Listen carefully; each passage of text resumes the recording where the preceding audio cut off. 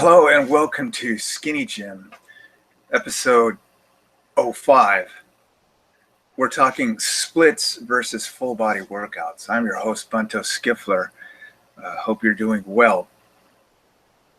To dive in, let me go first with the first segment for the updates. I'm going back to my full body workout that I developed in 2015. Why is that? If you've been following my other series called Bunto's Diet Array for 2016, I've had 3 diets. I'm still going to. I developed a plan where I was going to have 4 diets for 2016 in order for me to lose weight, to slim down to the 170s, honestly. But if you've been following that series, you notice that I've just had 3 diet failures in a row.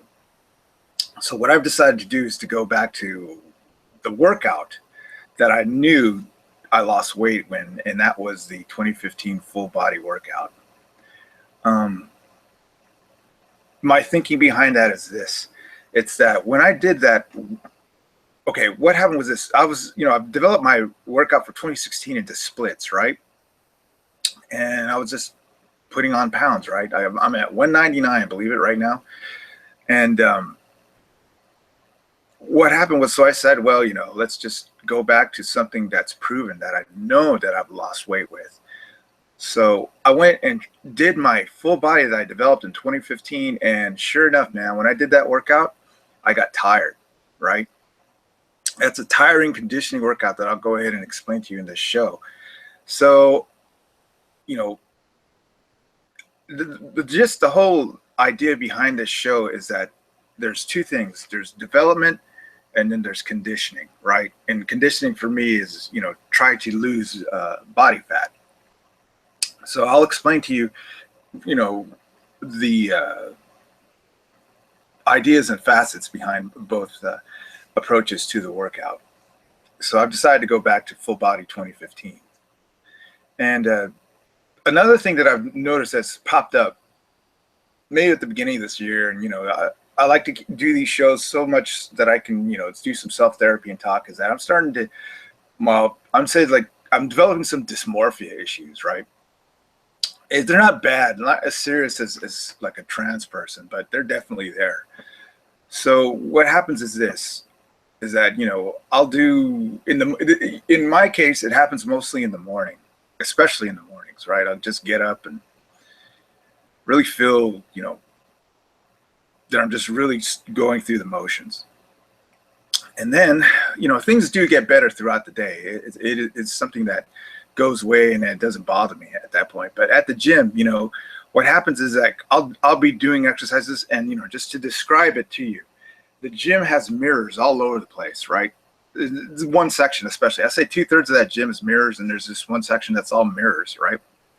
So what happens is I'll be doing exercises, and then right after I do something that's, strenuous or just a routine, right, I'll just go immediately look in the mirror, and it's just, I'll do all sorts of behaviors like tugging the clothes and just trying to just shape my body while I'm looking in the mirror, right? And I know when I've had discussions with trans women and their dysmorphia issues, it's like they get exasperated. For me, it's sort of like, I feel it, and then I just tell myself, okay, at that moment when you feel it, you just go do something else, right? Despite, it's like you don't want to think about it. If you dwell on not feeling right, then I think you're just defeating itself. So, at the gym, I'll do a routine. I'll do something like quad reps, right? Especially happens when I do quad reps on the power station. Quad reps, I'm trying to get to 100 push-ups in a row. So I'm doing quad rep style, right? I do 24, and then I do 16, 16, 16, and then in between there, I do high straps on the power station. I just put a strap on there, a real high tension strap, and just do that and work the delts. And it seems like when I do that, when I come off, there's that moment, of course you're fatigued, and you're deficit. Go over there and look in the mirror, and then you just start feeling it, At that point, what I've discovered, what I do, in case you ever run into this, is that go ahead and do a body weight reset at that point. Like just pick up something, something around it. And doesn't, I mean, not so much that it's a heavy effort exercise that you're going to do, but just something that just sort of resets your mind there. That's what I always think calisthenics and body weight is good for, is to do resets. And I'll explain that during the workout.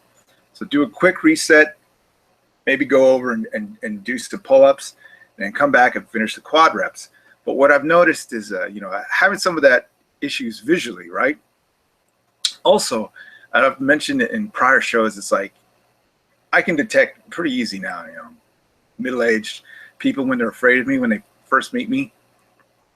So what I've been doing is I've been trying to alter my voice and really warm it, It's like to you, I'm talking to you, it sounds gruff, because I'm just talking to myself. But at the gym, I'll consciously change the voice so it's like a warmer, less threatening, much more softer.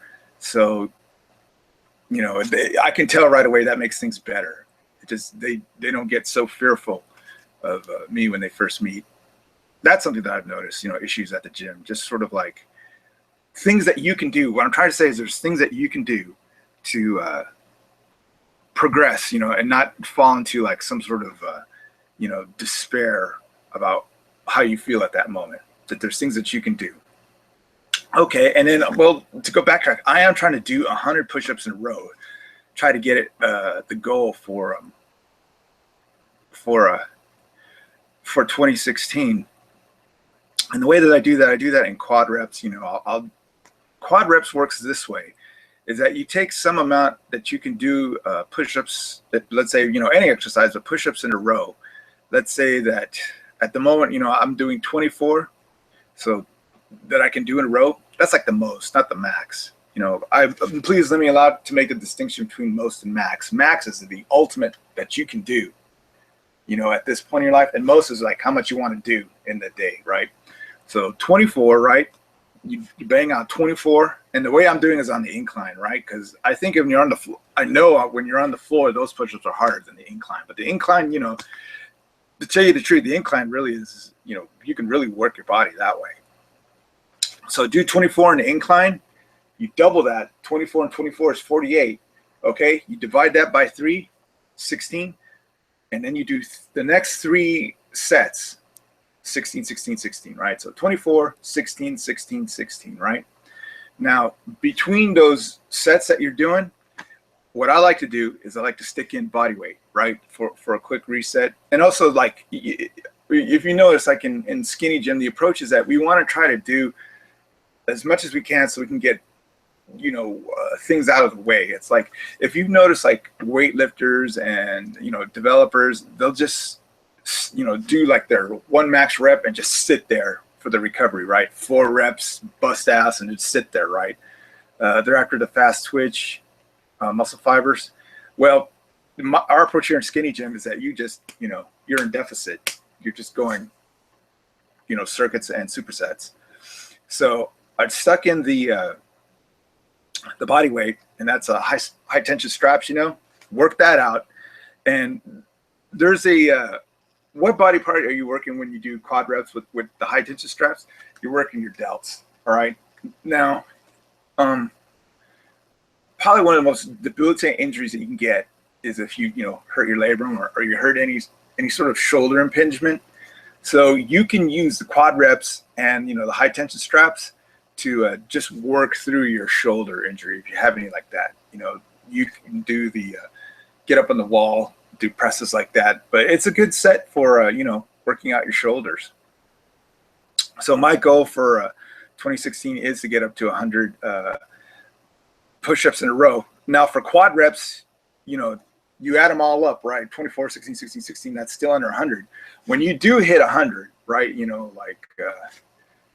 my math is bad, like, something 33, I think when you get up to your 33, then you just have to throw out one of those quad sets, like 30, 11, 11, something like that. The math is eluding me at the moment.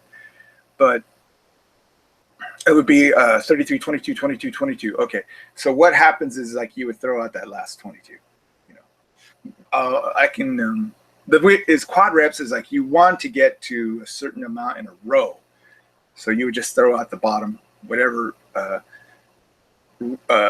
those bottom reps you're hitting until you hit, you know, whatever number you want. In my case, it's 100 push-ups in a row. Okay. Well, let me catch our breath here. You know, just thanks for listening to the show. Okay, let me go ahead and dive into what the split workout was for 2016. Okay, so what I did is I went ahead and took the time to, you know, let's say July, well, I'll say all the way up to July, I've worked out the split workout that I'm doing. That it's okay, I'll go ahead and pull it up on the screen so you can see. Hold on a second.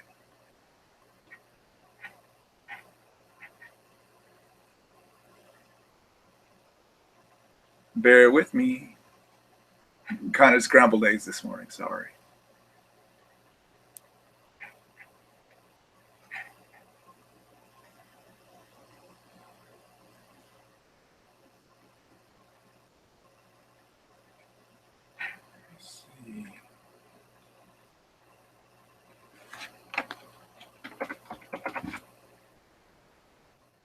I have, oh, okay, I found it. I have like so many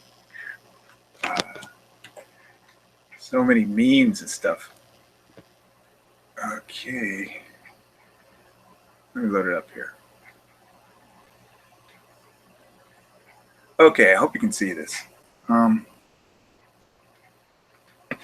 Okay, what I did for 2016 was this. I worked out splits, and you know, splits is like a development routine that you work for aiming at body parts. Okay, Monday, Tuesday, Wednesday, Thursday, Friday, Saturday, Sunday. This is the week, right? So Monday, I work legs and something called HIIT. The way I do the splits is I do body parts and I also do routines, right? So HIIT is a routine, and I'll explain that to you. Tuesday, arms and chest, right? So upper half, right? Please notice that, you know, legs, bottom, arms and chest, upper half, right? Wednesday is completely off, right? A large recovery there that I'll explain. And then Thursday, abs, core, and bottom, right? Lower half. Friday, upper half, shoulders and back. Saturday, you know, I ran today. I try to run on Saturdays. And then Sunday is a Zen part where any sort of, you know, that's a rollout where you're using the foam roller and hanging on straps. I use a lot of TRX on Sunday. And also anything that I did during the week that I sort of like, you know, wasn't satisfied with, I can go back on Sunday and just retouch again. So let's say I was doing the bench press and I was only doing like, you know, steady state, you know, there's something that happened yesterday. I'll explain it to you. But, you know, I can go back on Sunday and do drop sets or something on the bench press, you know, something that eluded you the week, you can come back on the Zen workout on Sunday and do it, right? Anyway, so I developed the splits for 2016, right? And started developing. Okay. What happens is this, gang, you know, SkinnyGYM is at heart all about body fat loss, right? You know, toning, digging out the body fat, and maintaining your muscle mass. Okay, it's, you know, development is not foremost. Okay, it's not like we're anti-development, obviously. You know, you want to look good, but you know, it's definitely digging out body fat, right? So then I was running it concurrently with some interesting diets that I've always wanted to try. In the beginning of the year was veganism, and you know, I ended up with just, you know, just a macro diet, you know, just sticking in some intermittent fasting, right? I really haven't been as religious as I was in 2015 about intermittent fasting. Like, hey man, 8 o'clock, you know, mess hall's closed. I haven't been that way. I've been still grazing, you know, past 8. So what happened is, of course, you know, I didn't lose weight. I was just gaining, right? Gained, you know, I probably went from 193, now I'm at 199, right? About 6 pounds, right? I developed, right? It's not fat. It's just, it's muscle, you know, admit it. But the thing is, it's like, I'm getting close, you know, I'm 1 pound away from 200. So I am alarmed. I would rather at this point really do the cut, you know, let's just cut. So went back to 2015 Fullbody. All right. I explained to you that, when you do splits, you want to do upper half, lower half, you want to, the whole thing behind splits and when you're doing any sort of development workout, it's not so much, what kind of effort or what kind of stress or load that you're going to put on your muscles, but it's the recovery. Okay. Recovery is key. If you're new at this game or just approaching, it's just like recovery is everything. You have to have your muscles rest so they can grow because, you're really exerting yourself in a developing type workout. You are too with full body, but I'd say more so on developing, at body parts, right? You're developing muscles with splits. You're not digging out body fat. Okay. So, certain days are going to be upper half, certain days are going to be bottom half. In the middle, try to have a big recovery, right? Like you see there, it says Tuesday to Thursday, right? So I did arms and chest in the morning, took all that afternoon and night off. Wednesday, take that whole time off. Thursday, take the morning off. I came in at about 11:30 and then start back at the routine. So I got a good, 36, 48 hours there of recovery. So, keep that in mind. And when you develop your workout, when you're creative with it, hey man, if you can figure out a way of sticking in a massive recovery in there, good for you. That's a big pillar and a smart thing to do. Now, also with splits is that there is such thing as compound movements. I don't know if you guys heard this, but a lifter will do compound movements and then do some sort of ancillary isolation development workout, development exercise during his workout. What I do is I do counters, right? Like work the biceps and then I'll work the triceps, work the quads, then work the hammies, the muscles on the other side, right? You do a lot of counters. And I think the idea to, I'm an intermediate developing is that, you look at the counters when you start developing your routines. That way you can, you're working on a certain body half and then you can have at least some recovery of the other half while you're working whatever muscles on the other end that you're working. I hope I can explain. It's sort of like, you work your biceps, let your triceps rest. Then you go and immediately do triceps and let your biceps rest. That's the idea. Try to work in counters when you come up with routines, okay? And then also, there's something that, I've noticed and I like to impress upon you is, okay, when you go to a gym, the first thing that comes to your mind is that you're going to do a lot of resistance, machines and then free weights. But there's also devices and things at the gym where you can do a lot of body weight. They got the pull-up bars, they got the TRX, they got benches. There's like body weight is there at the gym for you to imbibe in. Something that you could think about when you're doing a development work, sure, go ahead and do your resistance, do your machines and your free weights, but always have like a body weight reset that you can do in the midst of whatever you're working on. To be fair to the developer, okay, the person exerts their muscles, shocks them, puts a strain on them.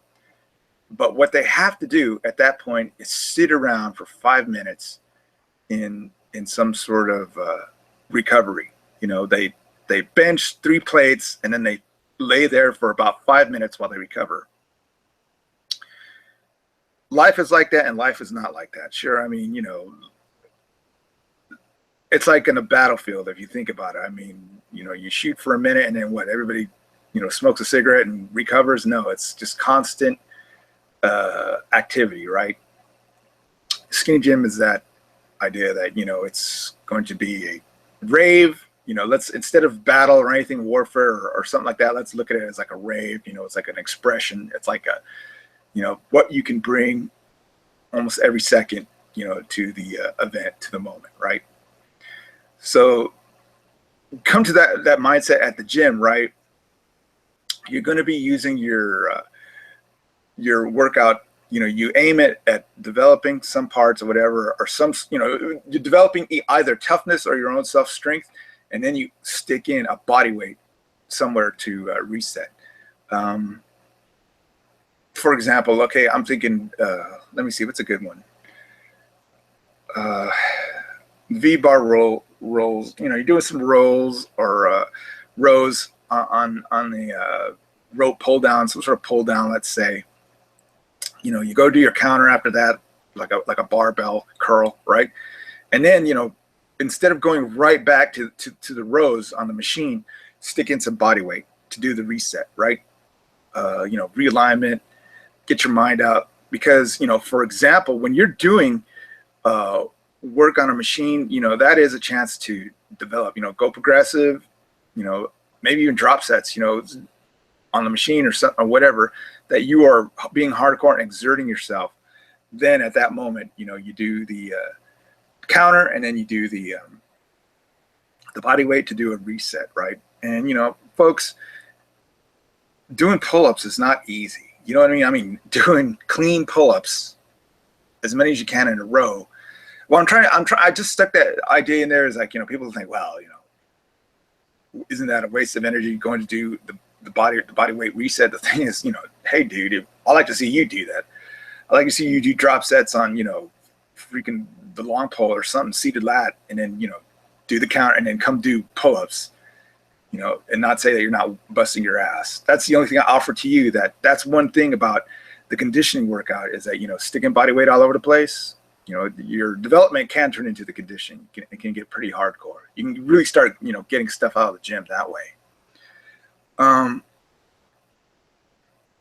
Okay, let me show you something on the screen here with the splits. Okay, let me look at something here.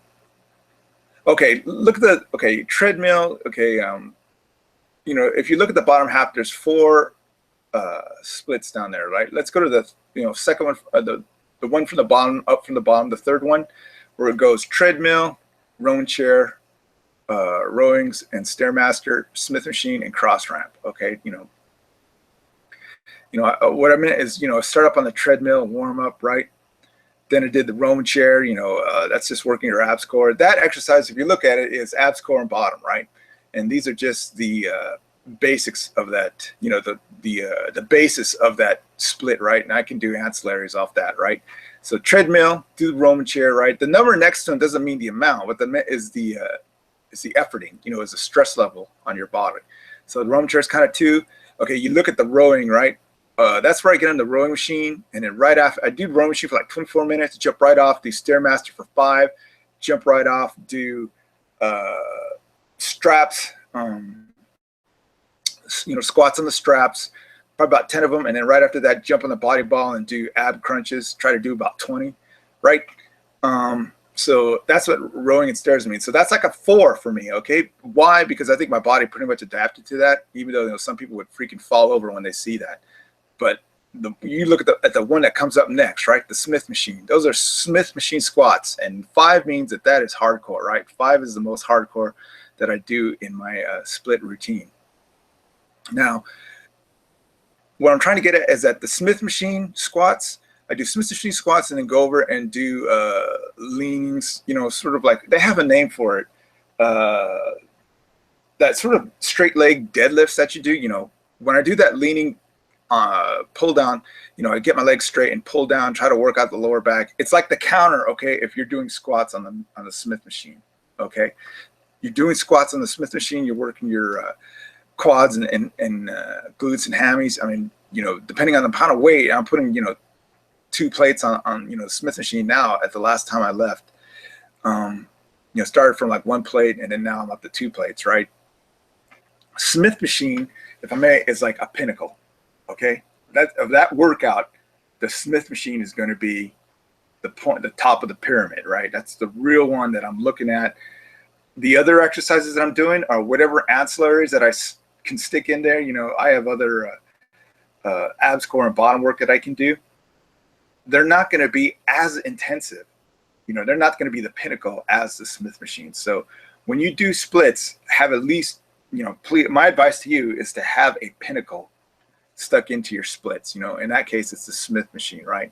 So you do your pinnacle, right? Now the pinnacle is this, you know, can you do it, right? Bunto, get on there. You know, I always do Smith machine progressive. I've never done it drop sets, but when progressive, you know, let's see if we can get 2 plates. Let's see if we can add a little bit of 2 plates, and then, you know, someday we'll reach 3 plates. It's today the day we're going to do 3 plates, right? So let's say Bunto gets on there, and sure enough, man, I cave in after 1 plate, right?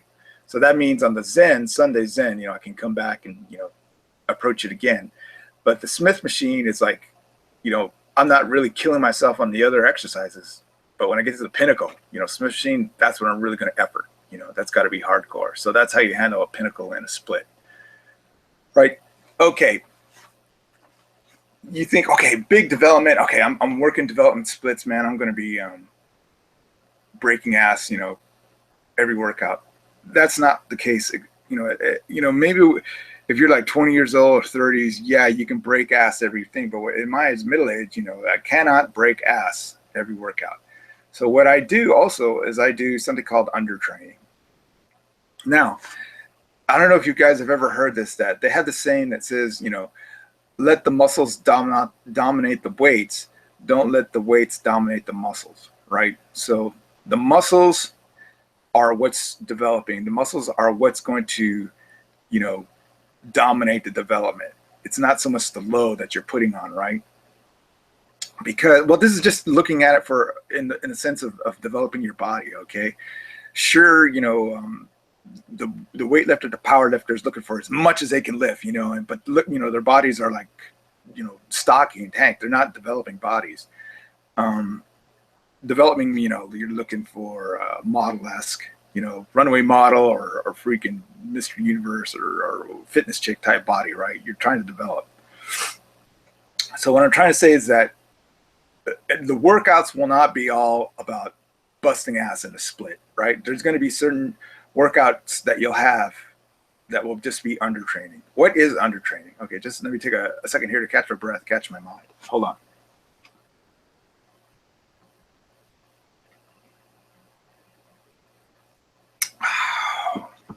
Thank you. All right.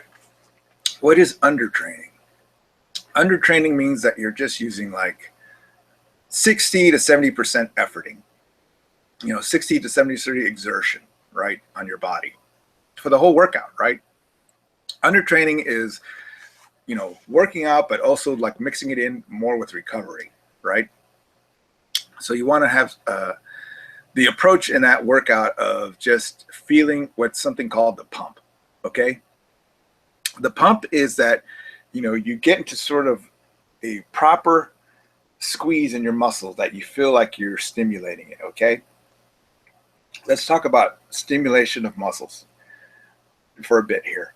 A person lifting a massive load is stimulating a lot of muscles, okay? Besides the muscle that they're looking at, they're lifting a 50-pound dumbbell, sitting on the preacher curl chair, or, I'm thinking maybe, 60-pound dumbbells on the incline, doing dumbbell rows, leaned over dumbbell rows. Well, gang, they're not just working, their shoulder muscle. They're working like a whole bunch of muscles down the arm and also some of their back muscles by lifting a lot of heavy weight, right? But to get the pump, it's interesting that you should lift lighter weight, right? Like, let's say you're going ahead and do bent over dumbbell rows, right? So you lift something like 30 pounds or 20 or even 15, right? What's interesting about that is that you can, through your feeling, your biofeedback, is isolate whatever muscle you're working on. Like, if you're working on the delt, or if you're working on the bicep or whatever, the tricep, you can aim right at that muscle when you do undertraining, right? Now, undertraining is like, when you start doing your workouts, it's a creative art, You've realized, you've done, a lot of exertion, a lot of most that you can do, right? But to do undertraining and to really use your mind to isolate the muscles that you particularly want to work on, that's like, art in your mind, an art, a skill to learn in working out. So, approach that when you're doing a developing workout, doing undertraining to where you can key into your mind body, it's very handy for just the approach to you want to, there's some part you want to look at, be it your upper half, bottom half, or whatever. You want to aim at it. You're going to have to do under training because you're going to have to learn proper form. In skinny gym, what we like to stress is that, yes, you're going to get proper form, but you're going to build like a crescendo to it. Like some people like to start out proper form right off the bat, which is, excellent. I've seen it, many a time, right? The trainers, they do proper form right off the bat. But in my thinking is like, you start into something and then you crescendo and then you achieve, a couple of reps into it, you'll hit proper form, right? And then, okay, so what's the point of that, Bunto, of like, reaching and then hitting proper form? Well, you're keying your mind into reaching, hitting proper form, and then achieving pump. You start feeling the pump at that point. That's the way it works in my mind. It's like, I wonder if I start out with proper form, would I have that feeling that, hey, I've just, I hit pump right off the bat, the first try, a hole in one there. But, when you go that way, when you go in a crescendo, it's like, when you hit the pump. Then there's, you do under training, right? And then there's something flat out that the powerlifters do that I borrow from those guys. It's called deloading, where you definitely do not exert your muscles. You have to, because, okay, what powerlifters do is they work out a routine for a couple of weeks. And then at the end of the week, let's say 16 week or something, then they do test themselves. They have like a test like in college. They test to see where they've gotten, right? But before they do the test, they do the deload, right? They just purposely look at form, and take the load, the weight off whatever exercise they're doing, right? So when you're doing your splits, it's better. Like things like, what's different from my routines that I'm doing from the powerlifters is that I'm, it's like those guys look at a date for testing. What I look at is for you to achieve in your mind, have your biofeedback to where you can test yourself during whatever workout you're doing. So it's sort of like the deloading should come, intuitively. You set up your pinnacle, you're going to deload those other exercises, then hit the pinnacle, right? Or, that you caved in yourself, you blew out your chest freaking yesterday. You're tired at the gym today, best that you deload, undertrain, that you can not, be running on only 2 wheels instead of 4 wheels for the rest of the week, right? So just try to stick in a deload whenever you're doing a developing split workout.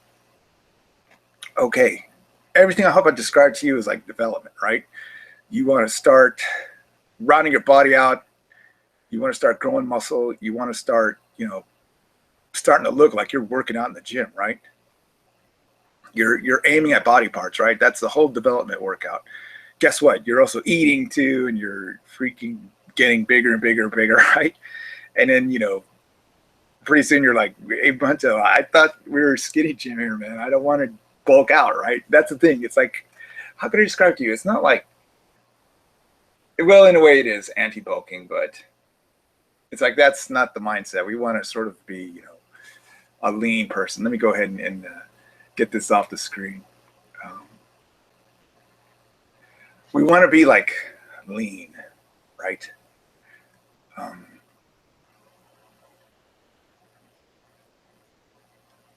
That's the approach for 2016, I was developing, right? So now we've figured out that we're not losing any weight, so run back to 2015. What's that all about? The full body. Okay. I would say, like, when you first start developing your workout routine, whatever you do at the gym, it's going to be like additive synthesis. And what that means is that you're going to learn exercises and stick that together. It's like a big Lego thing where you just stick one exercise after an exercise, so you get this whole, zoo, a whole menagerie, a whole buffet table of exercises that you can do. That's good, because what's going to happen, gang? It's like your workout's going to get long, and you're going to be conditioning, and you're going to, shed off the body fat, right? Once you're just conditioning yourself. The conditioning workout, right? Conditioning might be a different approach than what other people are taking at the gym. people at the gym want to look good. They don't want to, you know, feel like, you know, if they get conscripted into the Marines, they're not going to do so bad at boot camp, right? I mean, you know, it is sort of like the boot camp workout, you know, Marine boot camp. I'm not talking about civilian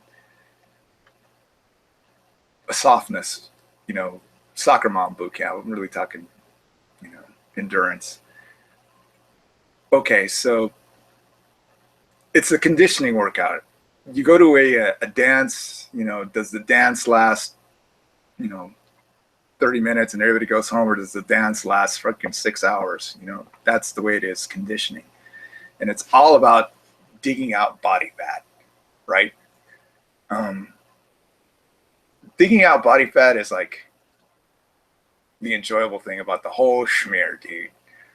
I mean, it's like you lose it and you just want to, you know, dig it all out.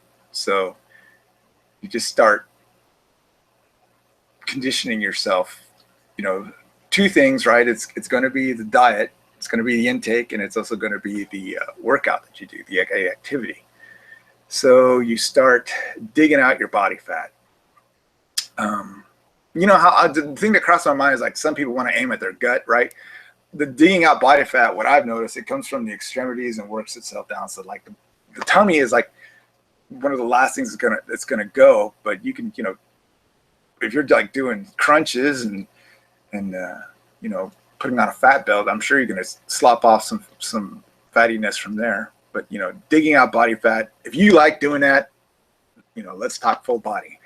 Okay, so full body is like you'll learn a set of exercises that you put one after another, and you think, you know, what's the point of that? And, you know, you just eventually, I'll quit, Bunto. You know, that's just too much crap. You know, if I learned all these exercises and just it.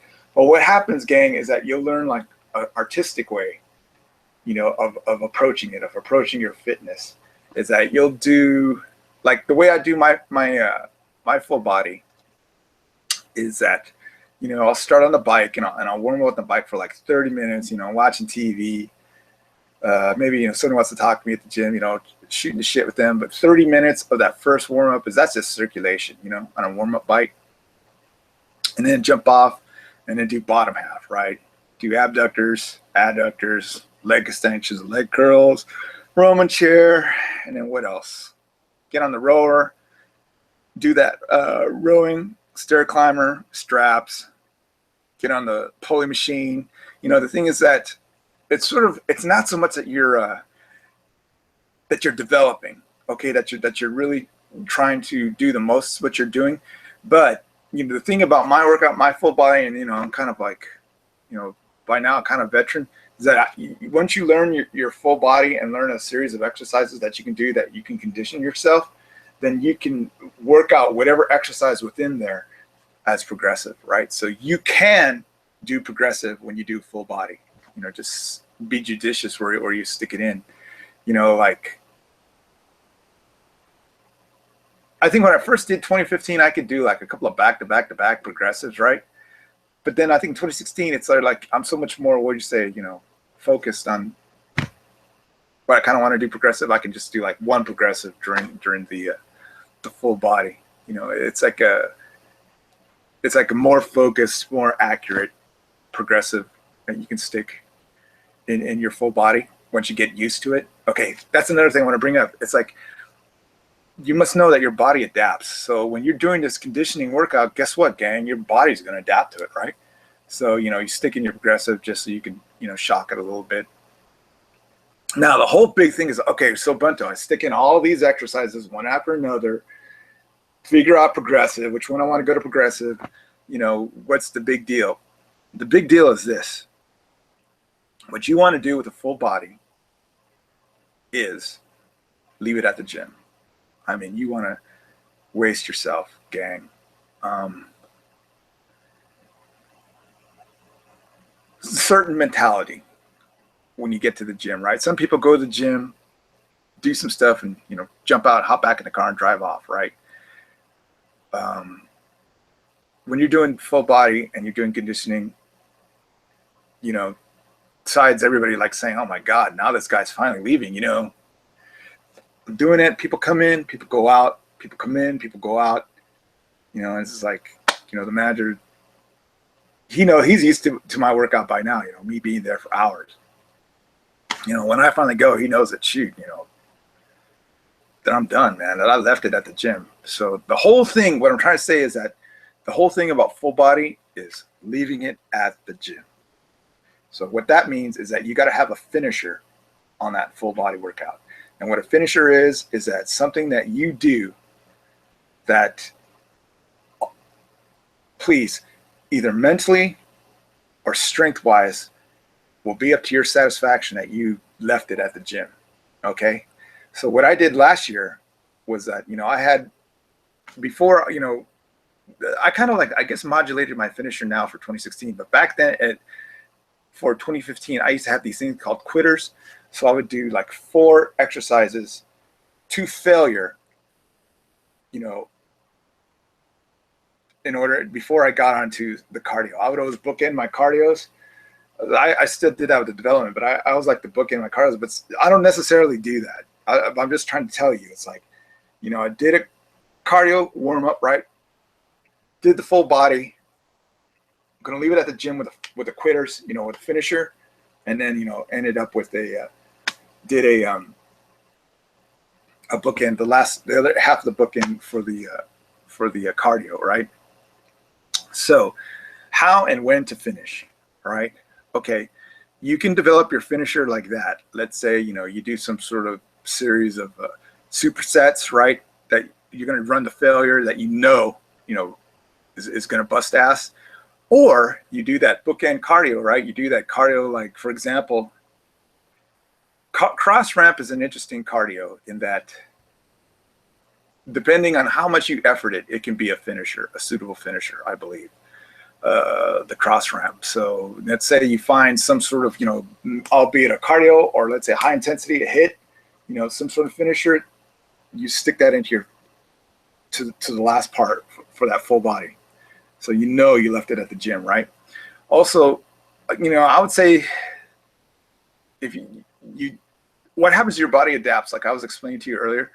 What happens is that, you hit that finisher over and over and over again for a series of full body workouts. It's just not of a finisher, right? Then at that point, what I like to do is, hit the quitters, do the cardio, bookend, right? And then at that point, right there, I know I'm going to go home, right?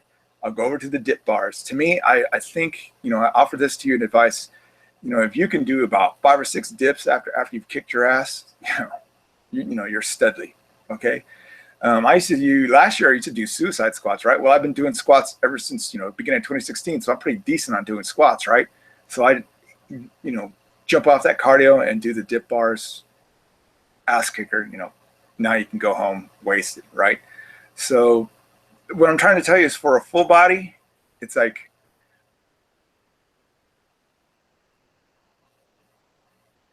I believe you should, if on a long conditioning exercise, feel like you left all,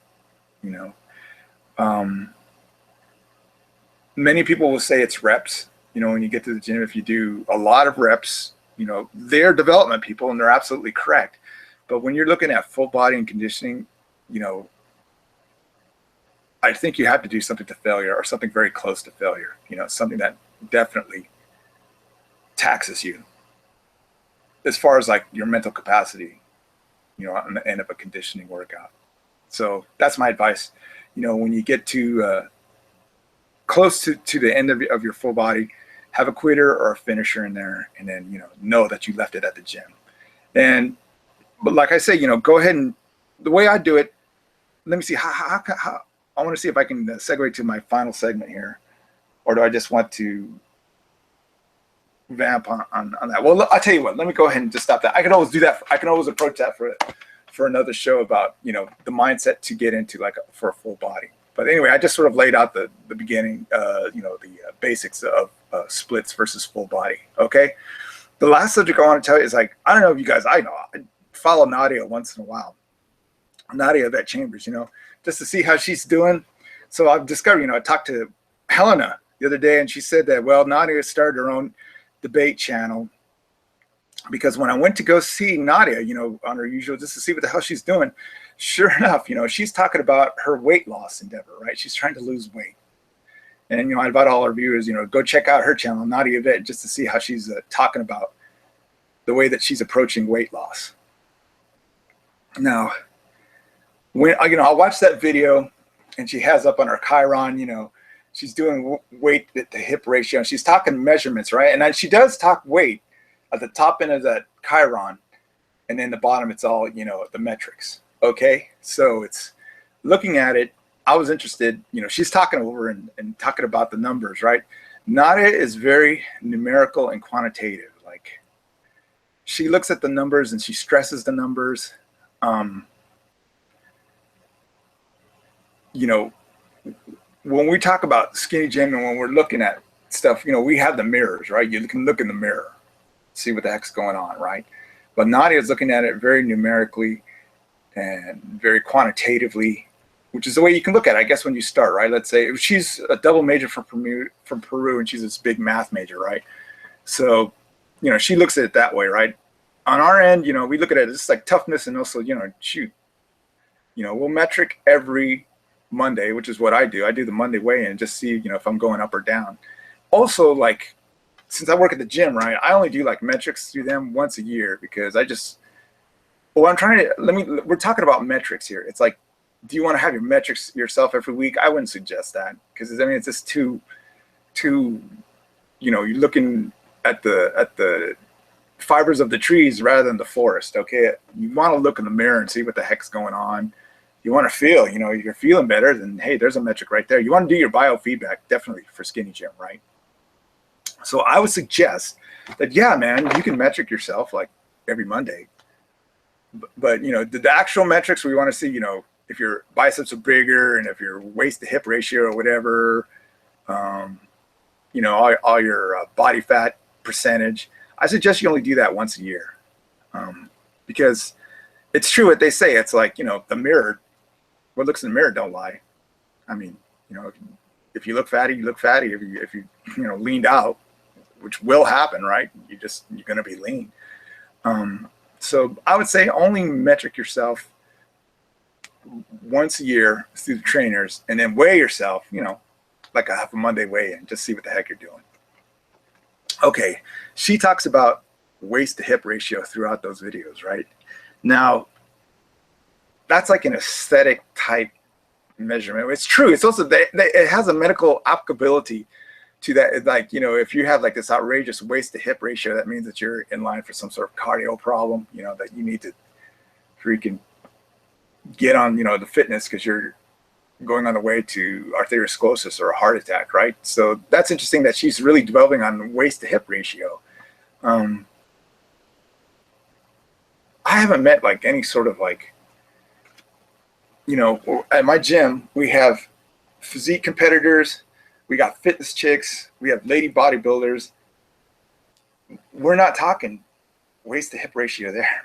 We're just talking about how dry you look and, how strong. I mean, there's different mentalities throughout there.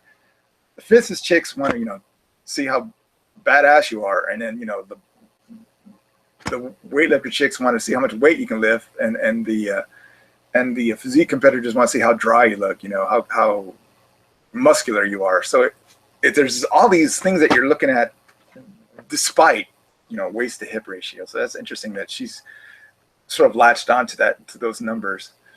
Now, she is a trans woman, right? And she wants to feel more feminine. Okay. So she's taken this approach to looking more feminine, waist to hip ratio. And she is exercising, which is good. She's talking about exercising, so the activity's there. And I don't know about the diet, I'm being polite there. So, if you put yourself in her case, for me, I feel it's kind of easier to be. It's like, what do the women that I mess around with, how do they approach it, right? What's their thinking behind it, right?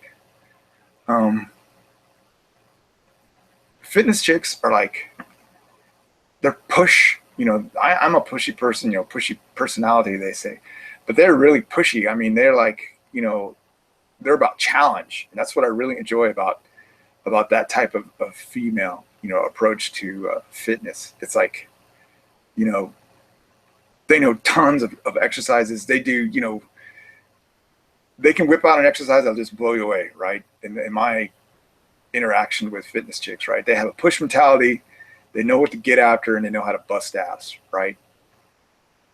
If any of that appeals to you, beyond the aesthetics, right? I mean, you go past, them looking good just to pure awe to the stuff that they can do. A badass fitness chick, right? I happen to know a few. And then, it just goes past the aesthetic and it goes to being badass. And it's all about challenge. I mean, if you look in the dictionary, fitness chick, challenge. All they're about is challenging, seeing how far they can push it. They always talk about keeping the heart rate up. You want to shed the pounds, you got to keep the heart rate up. You've got to be in deficit, oxygen deficit, and pushing.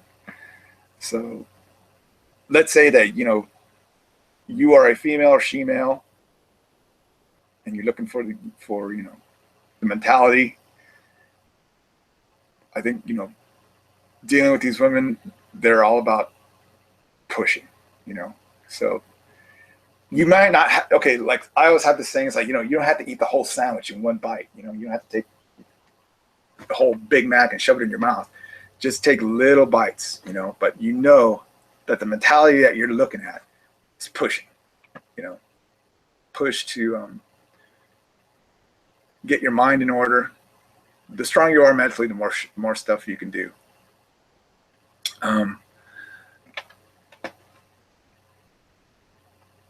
The feminine, okay, how can I say? It's like the things that cross my mind right here. There's two things, right? There's the feminine attitude and the feminine physique. If you're looking for shaping up as a female, right?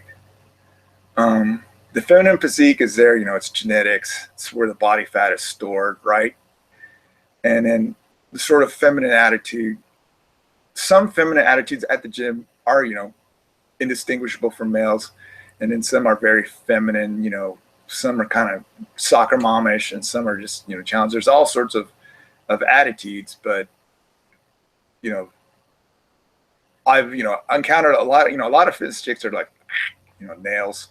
I mean, they're not humorless, but that they're serious, right?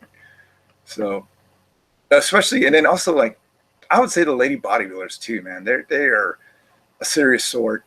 We joke around, but then some of them are just, they will. I would say there's probably more humorless that I've ever encountered with the lady bodybuilders and the lady weightlifters, right? I'll tell you what happened to me yesterday. It's right. Let me see. How can I describe what happened to me yesterday? I was doing bench press, right? And, freaking, we have this girl, she gets so moody, man. Moody. And then, they get upset that my workout, it's just like, I'm not in the bench press. Like some of these body, they'll just sit on the bench press, do something, and then just sit there, and they'll do anything for a while, right? I'm always doing supersets or circuiting, right? So it's sort of like, she sees me there, working in the bench press and doing all my stuff, talking to people. Grandma brought her granddaughter in, so I'm talking to grandma and, puffing up the grandkid, and she's all like,